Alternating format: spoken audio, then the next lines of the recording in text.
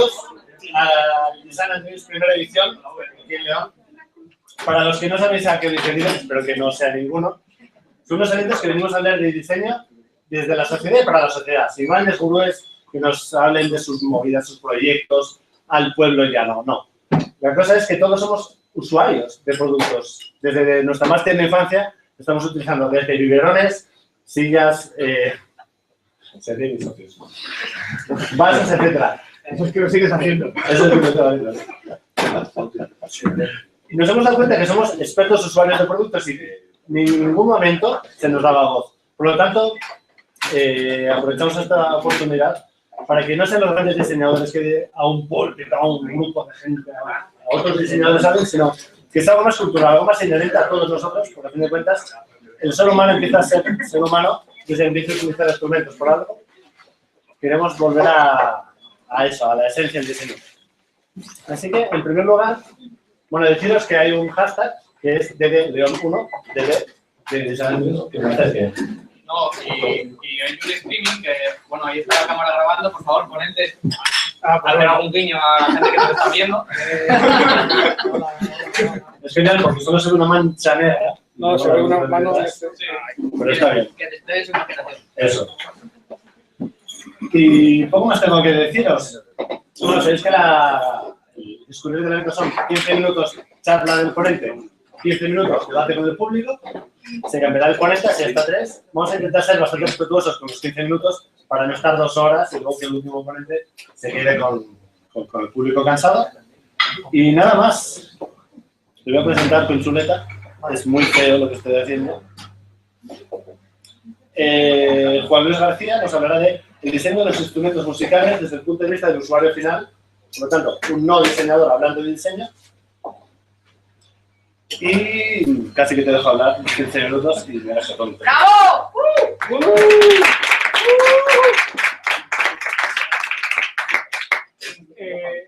¿Se me oye sin micrófono? Sí. Sí.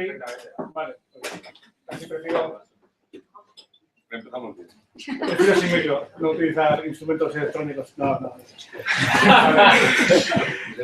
Soy Juan Luis, me dedico a la docencia de la música, soy profesor del Conservatorio de León, dirijo la orquesta del Conservatorio de la Universidad.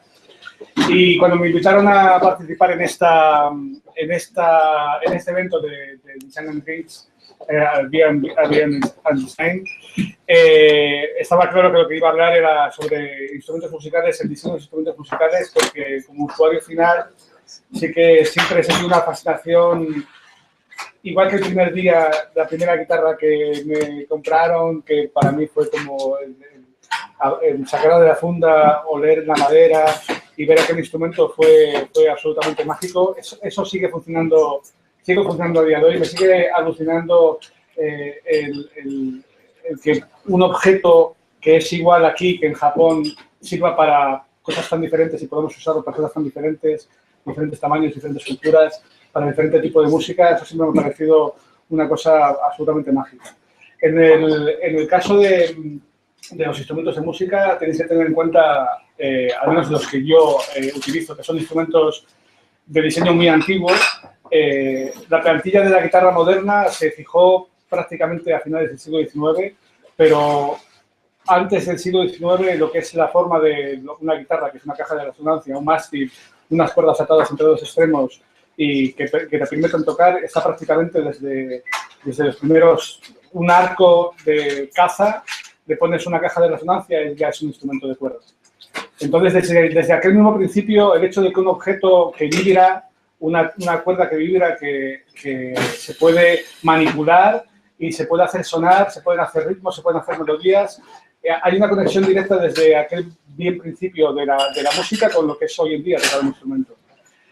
Lo alucinante del asunto está en que tocando o enseñando a tocar a mis alumnos descubres que hay cosas del instrumento que están ahí, que tú nunca te has dado cuenta que están, que son absolutamente necesarias y que sin esos pequeños detalles de diseño el instrumento no funcionaría. Hay una matemática brutal detrás del diseño de un instrumento de música. Tenéis que tener en cuenta que en la cultura occidental lo que es la escala de tonos y de semitonos, La escala natural no coincide con la escala moderna, porque la división de semitonos no es mesotónica.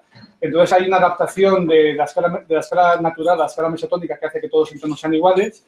Y eso, en el instrumento, en la guitarra, significa que los trastes, cada traste es un semitono, cada traste es una medida diferente y la medida tiene que ser absolutamente precisa para que pueda encajar para que se pueda hacer música. Las medidas del instrumento son un alarde de ingeniería. Yo no sé cómo lo harían en el instrumento que yo toco en la guitarra, pero vamos, en cualquiera de ellos. En un piano, exactamente lo mismo. En una guitarra son 6 cuerdas, no son 5 ni son 7. Ha habido experimentos de guitarras de 5 cuerdas, de guitarras de 7, de guitarras de 10 cuerdas, pero lo que se ha establecido como, digamos, como el paradigma es una guitarra de 6 cuerdas. ¿Por qué? Seguramente porque entre la más grave y la más aguda hay 2 octavas de diferencia. Utilizamos 4 dedos en la mano derecha para tocar la guitarra, el pulgar, índice y anular. Si os fijáis, tengo uñas en todos menos en el meñique. No es por coquetería, sino porque las utilizo como instrumento. 6 cuerdas con 4 dedos se pueden tocar fácilmente. Hay 2 octavas, como os decía. Si hubiera cuerdas más graves, necesitaríamos un material para las cuerdas graves que fuera muy grueso. Eso haría que tuviera que estar más separado del mástil para que no golpeara el mástil a la hora de tocarlo. Entonces no se pueden tener cuerdas mucho más graves. Cuerdas mucho más agudas tampoco, porque necesitas un material que soporte mucho la tensión, y cuanta más tensión se necesita, más sufre el instrumento. Si el instrumento es un instrumento de madera, no tiene ninguna estructura metálica. Los pianos, por ejemplo, que son los herederos de la tradición de los claves, que es un instrumento también de teclado, las cuerdas también hay muchas que son metálicas, pero lo que es la estructura donde se sujetan las cuerdas es de madera, y eso soporta una tensión que llega a un punto en que se rompe, que no soporta. El avance de los pianos, cuando se comenzaron a construir pianos a mediados del siglo XVIII, lo que hicieron fue construir un arpa, que es donde se sujetan las cuerdas, un arpa metálica. Una arpa metálica puede soportar toneladas y toneladas de tensión. Entonces, el hecho de poder utilizar cuerdas metálicas, si abriésemos el piano veréis que las cuerdas graves son cuerdas metálicas que están rodeadas, entorchadas con material todavía metálico. Son cuerdas muy gruesas que soportan mucha tensión y eso hace que puedan tener mucha sonoridad. En una guitarra, como os decía, son 6, no son 7, son 6. Hay otra cosa alucinante del instrumento que yo toco, y es que la afinación de las cuerdas no es casual. La afinación de las cuerdas va por cuartas, excepto entre la segunda y la tercera, que son terceras. ¿Por qué razón?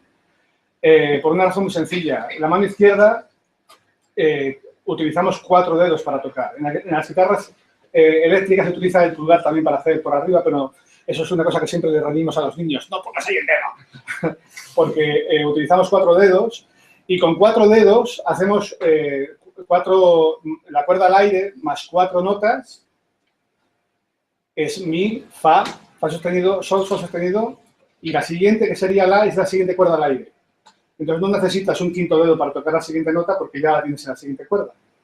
En la siguiente cuerda ocurre lo mismo. La sostenido, si, do sostenido. La siguiente cuerda es un re. Re sostenido, mi, fa sostenido. La siguiente cuerda es un sol. La siguiente cuerda es sol sostenido, la sostenido, si. En este caso es el único en el que con el cuarto dedo, con el dedo 4, se puede dar una nota que ya tienes, que es el si. La siguiente es si, do sostenido, re sostenido, y la siguiente es mi.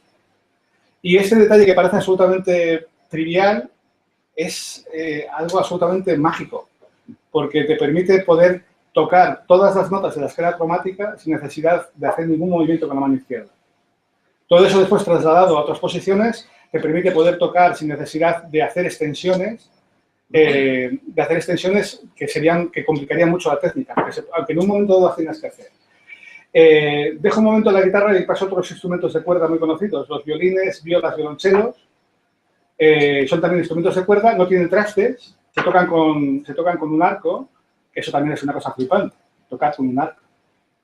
¿Qué se consigue con eso? La guitarra la tocamos con el dedo y una vez que tocas, el sonido se mantiene, el tiempo que se mantiene y no hay más. La ventaja de las guitarras eléctricas es que con una pastilla recoges el sonido y lo puedes mantener el tiempo que tú quieras. Esa ventaja de los instrumentos electrónicos. Pero en guitarra suena tocas, suena y una vez tocas ya no hay nada que rascar. Lo único que puedes hacer es intentar mantener el sonido. En los instrumentos de cuerda frotada, el arco lo que hace es realimentar la cuerda con energía por el efecto de torsión. La cuerda en los violines, en las violas, en los chelos y en los contrabajos suena por torsión. Lo que hace el arco está untado de resina y es como si agarrase la cuerda, la torsiona, la hace girar sobre sí misma y cuando ya no soporta más la tensión, suelta y es cuando empieza a sonar la cuerda. Entonces, esa forma de producir el sonido hace que se pueda mantener el sonido el tiempo que tú quieras. Y se puede hacer que sea más fuerte, que sea más suave en función de cómo mueves el arco. El peso que le das, la velocidad, hace que te separas un poco como la mano, tu cuerpo del momento en que se produce el sonido, pero ganas cosas, ganas que puedes mantener el sonido y demás. Lo que os iba a decir, en los violines, violas y violonchelos, la afinación de las cuerdas no es por cuartas, es por quintas. Y podéis preguntar, ¿y por qué? Pues por una razón muy sencilla. La cuerda de los violines, violas y los chelos no, pero casi, son mucho más cortas que una guitarra. Entonces, con 4 dedos, aquello que os decía de poder ganar la siguiente cuerda sin necesidad de hacer ninguna extensión, en un violín es muy fácil. Tienes la cuerda más grave es un sol, puedes hacer sol, sol sostenido, la, sostenido, si, do, do sostenido, y el re sería la siguiente cuerda, sol, re, la, mi. ¿Qué ocurre? En violín, viola y violonchelo es por quintas, porque de esa forma también tienes lo mismo que con las guitarras, puedes hacer escalas cromáticas, puedes llegar a todas las notas, pero en contrabajo son cuartas. Y en contrabajo son cuartas, ¿por qué? Pues porque la cuerda es muchísimo más larga y con la mano no puedes llegar tan lejos. Entonces, una guitarra y un contrabajo se afinan igual. El contrabajo se afina mi, la, re, sol, son como las 4 cuerdas graves de la guitarra. Y tocan por cuartas, igual que los guitarristas. Son detalles de diseño de los instrumentos que a mí, vuelvo al principio, lo que más me fascina de esta historia es que alguien en un momento dado dijo, una cuerda suena, vale, bien, una cuerda suena. ¿Cuántas notas se pueden hacer con una cuerda? ¿Qué notas necesitamos hacer con una cuerda? En realidad, el que diseña el instrumento no está condicionando el uso final, está dando posibilidades de poder utilizar el instrumento como instrumento final, porque un diseñador de un violín no condiciona que se toque con su instrumento música exclusivamente barroca, por ejemplo. Cuando Stradivarius construía sus violines y fijó, digamos, de la plantilla lo que es el violín moderno, no estaba pensando en que la música que se iba a hacer con ese instrumento iba a ser siempre la música de Bach. De hecho, Stradivarius a Bach no le conoció nunca, no salió de Cremona. De ahí él estaba todo el día metido en su estudio mirando a ver de qué forma podía conseguir que las maderas que le traían del Tirol, secadas durante X años, podía conseguir que resonaran de la mejor forma posible y fueran capaces de amplificar el sonido de las cuerdas de tripa que se utilizaban en aquella época. Entonces, todo el diseño que hay alrededor de un instrumento de música es alucinante. Las distancias, la forma de producir el sonido, las posibilidades que da el instrumento, porque el uso clásico de los instrumentos, si nos vamos a la música contemporánea, que tuvimos hace 3 semanas un taller de música contemporánea con un chico de León que está en Graz haciendo un posgrado, y se puede hacer ruido con cualquier parte del instrumento, desde golpeándolo, a pasar el arco por sitios donde teóricamente no se debe de pasar, por la madera, haciendo golpes con el palo del arco en las cuerdas. En la guitarra se puede hacer con un vaso de vidrio, tocando las cuerdas. En un piano se puede girar la tapa y tocar directamente con esto. Entonces, si me paso los 15 minutos, me decís, ¿eh? El tema del diseño de los instrumentos musicales es una cosa muy interesante. Antes me comentaba Mario el tema de la lutería. La lutería es un oficio que vive del pasado, porque no hay tantos instrumentos nuevos, pero que siempre están buscando la forma de mejorar el diseño, la forma de mejorar los materiales, los secretos de por qué los violines de Stradivarius sonaban tan bien. Hay la teoría de que coincide que hubo una época de lluvias especialmente peculiar en la zona del Tirol, donde se cogía la madera y eso significó que esa madera era especialmente buena. Pero lo que es el diseño, la pieza, por qué son así, no tenían los ordenadores ni la posibilidad de poder hacer análisis de espectro, de sonido, ni análisis de materiales para poder saber qué hacerlo, sino era prueba y error. Hacer que una madera sonara, ver de qué forma tenían que tener en cuenta que todo se hace a mano, no hay una producción industrial, es todo contacto con el propio material. Y no sé si alguna cosa más. No, pues genial, pues ya son los 15 minutos más o menos. O sea que... ¡Bravo!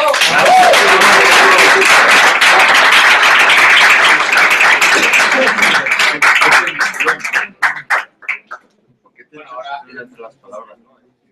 Luego las reclamaciones. Sí.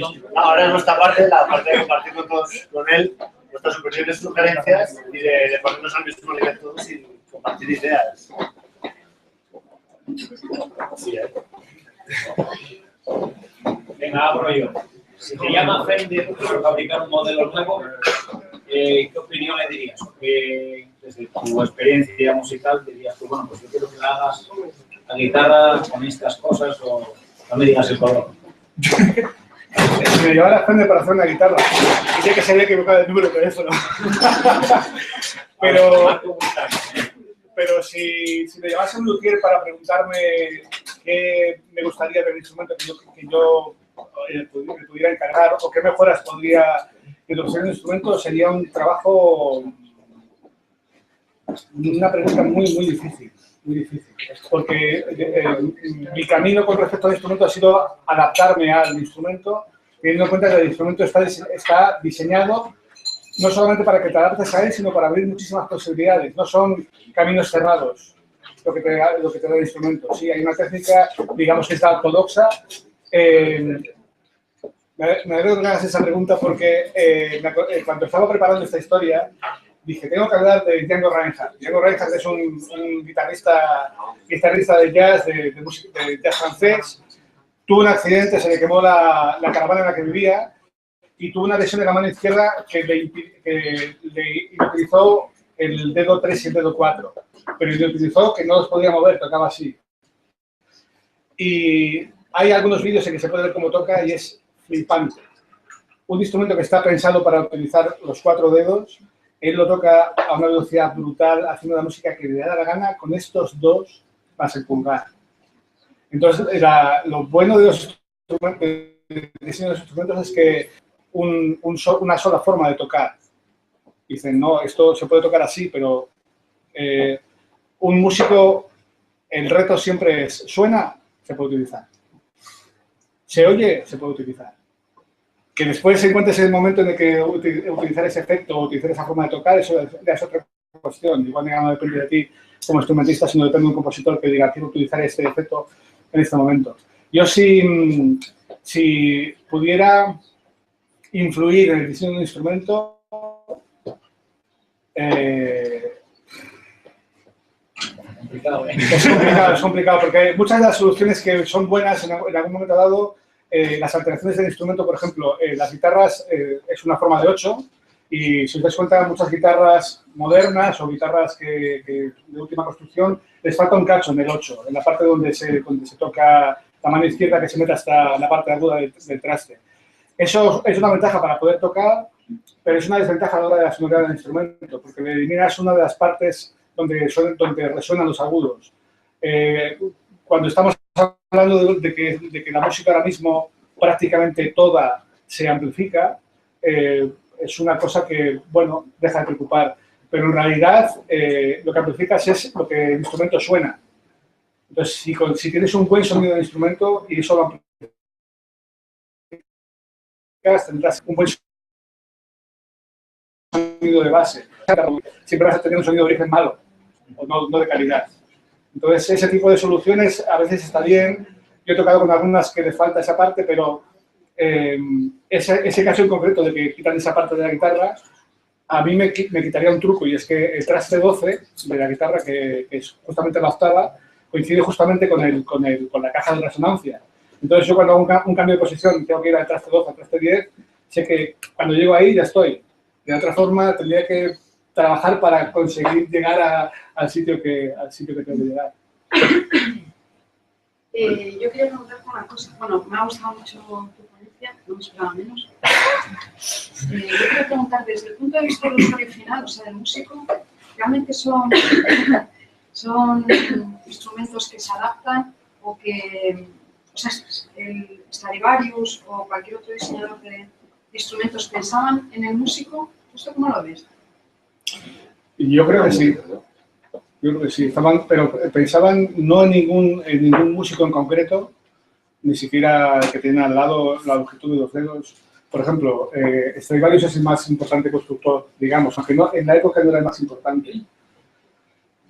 Y el más importante violinista de los violinistas de la historia es Paganini. Paganini tenía una enfermedad que le hacía crecer las manos, y tenía unas manos especialmente grandes. Es una enfermedad que se diagnosticó a posteriori y tenía la cabeza la enfermedad es que tenía la cabeza muy grande y los dedos especialmente grandes, y después el carácter lo tenía muy raro. Era un tipo muy...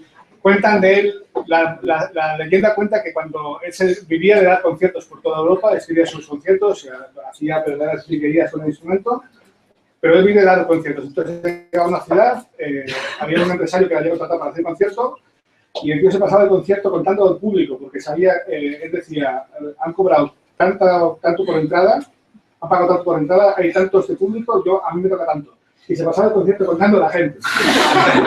Paganini. Paganini. Pero Paganini, por ejemplo, el instrumento que tocaba Paganini, que vamos, son instrumentos históricos que él tenía un Stradivarius, es el mismo instrumento que tocaría un niño de 8 años o de 10 años, el mismo instrumento. La adaptación del músico al instrumento es... no haces un instrumento a tu medida, sí los hay a tu medida, pero no ganas especialmente nada. Es decir, el estilo de cuerda de las guitarras, aparte de que hay cuestiones físicas, el hecho de que, a ver, son instrumentos que no han variado mucho el diseño en el tiempo, pero sí que han variado mucho los materiales. Las cuerdas que se utilizan ahora, por ejemplo, ya no son de tripa, ni siquiera son de nylon, ahora son de fibra de carbono o son de materiales que se prueban modernos con fibras de titanio y cosas así que ves notas. Yo, por ejemplo, las cuerdas que empecé a utilizar a partir del año 92 eran unas cuerdas que venían con fibra de carbono, que eran mucho más tensas, sacaban mucho más sonido, eran mucho más finas. Había gente que no las podía tocar porque les hacía herida, pero yo tengo la piel de lagarto, entonces me daba igual. Y esas cuerdas, dejé de utilizar unas cuerdas para utilizar otras porque notabas que sonaba mejor el instrumento y ganaba con esos cambios. Pero no piensan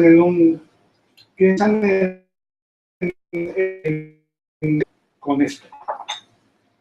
Y hacia esos nuevos diseños que están saliendo, o que han salido a lo largo de estos tiempos, Sí. que van dirigidos a buscar un mejor sonido, mejor movido o comodidad hacia esos músicos. En el ámbito de las guitarras, por ejemplo, desde las guitarras de Torres, de finales del 19 hasta ahora, ha habido muchos experimentos, desde guitarras con doble fondo, también son hipótesis que después muchas veces son motos que te pretenden vender el luthier. Los dobles fondos pretendían hacer una caja de resonancia que potenciara el sonido del instrumento. La guitarra es un instrumento que tiene un sonido muy, digamos, pequeño en comparación con otros instrumentos. Tiene una riqueza tímbrica mucho mayor, pero tiene mucho menos sonoridad. Es un instrumento para espacios más pequeños, a no ser que la amplifiques. Pero la amplificación siempre estamos con lo mismo. El avance en instrumentos, quitando los instrumentos electrónicos, que eso es un caso aparte, los sintetizadores, las ondas Martenot, el Theremin y demás, el único instrumento que se ha inventado, digamos, fue el saxofón, que lleva unos 100 y pocos años funcionando, y que es un instrumento inventado. Lo inventó Adolf Sax, porque lo por ahí. En realidad lo que hizo fue adaptar la producción de sonido de los clarinetes, que es una manivela simple, con un instrumento metálico. Esa fue la diferencia. El sistema de llaves es mucho más complejo porque el tubo es un tubo metálico, todas esas llaves grandonas que hay en el saxofón que tapan los agujeros y tal. Bueno, eso es alucinante. Una flauta, por ejemplo, un oboe, que se construyen ahora igual que se construyen en la época de Carl Böhm, es increíble. La precisión brutal de un agujerín pequeñito que está en la madera del oboe en tal, que depende de que el instrumento está afinado o no. Y tiene que ser en ese sitio, no va en el sitio de al lado. Y todo el sistema de llaves, por ejemplo, tanto de saxofones como de instrumentos de viento, están pensados porque nosotros tenemos las manos son así, no son más grandes y más pequeñas, no tenemos dedos de 30 centímetros. Entonces tienes que ser capaz de poder diseñar un sistema de llaves mecánico por el cual moviendo un dedo aquí, una llave aquí haga flop, flop, y se tape o se abre un agujero. Si alguna vez tenéis la oportunidad de poder ver una flauta o un oboe, los oboes es impresionante. El sistema de llaves que tienen. Y eso lleva funcionando desde prácticamente el siglo XVIII. Y es el mismo desde entonces. Y es entre esta historia. Es que alguien en su momento dijo, necesito abrir un agujero en tal sitio con un dedo que se puede mover así. No lo puedes mover así porque mover así no puedes. Tiene que ser muy cómodo, pero tiene que ser generar muchas posibilidades de tocar. Luego, ¿hasta qué punto puedes influir en el sonido que va a salir? Porque, sí, vale, tú a la hora del diseño, la distancia de que te dé para que pueda estar afinado y pueda sonar. Pero yo recuerdo cuando iba a clase de guitarra que nos contaba el profesor, una vez en Nueva York, una tienda de guitarras ahí muy grande, que le hizo al tío sacar 200 guitarras hasta que controla que le gustaba el sonido. Una Telecaster así de los 60, 70.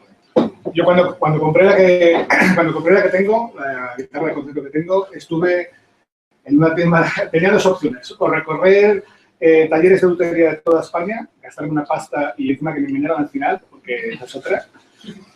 Eso, o ir a donde fui, que lo que hacían ellos es recorrer los talleres y comprar instrumentos que a ellos les gustaban. Los de la tienda eran guitarristas, conocían el negocio y entonces compraban guitarras que estaban construidas. Yo me tiré 2 días enteros probando guitarras en el sitio hasta que encontré la que podía pagar y que me podía gustar. Probé las que no podía pagar porque si hubiese habido alguna que me hubiese gustado mucho, hubiese dicho, ¿dónde hay que trabajar? ¿Dónde hay que fregar lo que fuera? Y más baratas de de dinero que yo podía pagar porque nunca sabes lo que puedes encontrar. Claro, es que es eso. Tú a la hora del diseño sí, está todo muy medido porque es todo matemáticas. Sí. Pero luego entre dos modelos de guitarras son Sí, diferentes. en el caso de instrumentos acústicos tienes que tener en cuenta una cosa. Los instrumentos acústicos, quitando los metálicos, son instrumentos vivos. Es decir, es madera. La madera, si no se toca un instrumento, se apaga el sonido. Necesitas que se toque. En la colección, por ejemplo, afortunadamente, el único quinteto de Stradivarius que Stradivarius construyó es Profeso, como grupo de instrumentos que están en el Palacio Real de Madrid. Ahora mismo se está tocando, pero ha habido muchos años en que ha estado sin tocar, en una vitrina, sin poder tocarse, y esos instrumentos necesitan tocarse todos los días o todas las semanas, porque la madera es materia, digamos, materia viva, y cambia mucho con los cambios de temperatura, de humedad, y después el tema de que te guste más o te guste menos ya es eso. Sí, pero quiero decir que tú a la hora de diseñar, por ejemplo, decía el Pedro, tendrás 2 guitarras, no van a sonar igual las 2. A mí sí, pero para ti igual no. Fíjate, con eso hay una cosa muy interesante, quizás no las guitarras, pero sí los instrumentos de orquesta. Pues la orquesta tiene características, vamos, tiene cosas muy curiosas. Es un instrumento que tiene una superficie muy grande. No hay amplificador en el mercado que tenga la superficie sonora que tiene la orquesta. Y eso se nota. Y tiene otra característica, que es que tienes igual 40 violines tocando lo mismo. Y tocando lo mismo significa que tiene que sonar lo mismo. No puedes distinguir uno de otro. Entonces tienes que fabricar instrumentos que tengan su propia voz, pero que sean capaces de fundirse con otros. Eso desde el teatro clásico, lo del teatro de los griegos, había un personaje fundamental en todas las obras clásicas, en todas las tragedias, que era el coro. Era la voz del pueblo.